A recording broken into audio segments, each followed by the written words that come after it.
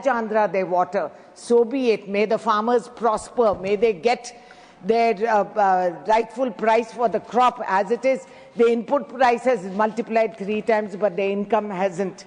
Institutions of national importance, Schedule 8, still unfilled for Telangana, as well as the Ramagundam plant in Telangana is hanged suspended because of unclear power purchase agreement between Telangana and NTPC.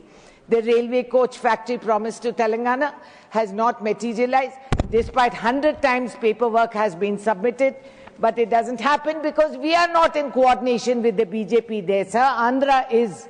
So hopefully after all that, at least they get some benefits, which I don't see anywhere in the near future. Then the selective application and enforcement of the same act, but 2 different standards, which apply to them. People of Telangana saw that the centre invokes the AP Reorganisation Act to benefit an alliance partner, but they don't give the same act's commitment to Telangana and were quietly left unfulfilled. The rare instance of political unity, the Assembly has passed a resolution against this discrimination with Congress, BRS and all parties together because of what people in Telangana also suffer. Sir, promise denied in the 13th schedule of the AP Reorganisation Act, they have not been fulfilled. And sir, there is also a human interest issue, which is of the 5 mandals which is bordering my constituency: Ettapaka, Kannaigudam, Pichkulapadu, Gundala, and Purushottapatnam. Now, these are living in no man's land. They locationally with the Andhra Pradesh, and then they belong to Telangana. And these lands are the Lord's. Rama, they claim they worship Rama. The only temple of Ram which is in Bhadrachalam. These are the Lord's properties, and these people live in a grey area. Administratively, they are hounded because they belong to 2 states. There is no one giving them any welfare measures, and they are suffering greatly. Now, sir, this kind of hypocrisy, what is the message we send out to the rest of the nation? That it doesn't matter what happens in Parliament, because what will happen outside will happen. There's no accountability. There's no responsibility pinned. And there is absolutely no shame that we come to the House today touting and beating our chest with supposedly a grand success of naming the state capital as Amaravati. But for 12 years you lived without a capital. You don't want to talk about that. They don't address these issues. And I think it's highly embarrassing, sir. You say justice delayed is justice denied.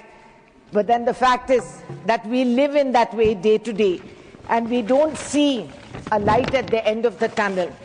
If these issues have to be resolved, sir, I have repeated this, we want public accountability, transparency, statement in Parliament for everything that is achieved under this schedule. And unless you have a time, because, sir, there is a huge cost overrun. Lakhs and crores have been granted for state capitals in Gujarat. But the Telugu pride has been insulted. We are looked down because we are South Indians. We are Madrasis. They have no clue what the geography of the South is. I will say what I feel. I'm a South Indian. No. You cannot divide the nation like this. No. This do this to the people of my state. What they you want to ask? Deny us the right which they have assured, sir. You are a very experienced member. You ask what you want to ask. I have asked for what I want. No comparatives. Sir, there has been not just a procedural delay, there has been developmental damage. Who is going to compensate that? What is going to happen to the investors who came forth first and ran away because there was no clarity? What happens to my lakhs of farmers? Sir, for 2 years, the farmers, the women of ordinary households were on the street agitating. This is their victory, that at least they've got a name for a capital. But what happens to their lands? Who's going to compensate? What happens to Polavaram project? They said they'll give it national status. Let them announce it in the schedule, sir. They have to say it. It's not enough to say Amravati. It was Amravati anyway.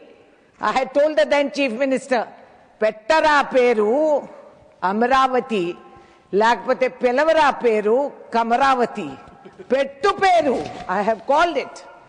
So if he has the audacity to say that, let them have the courage to implement that, sir. Please do it.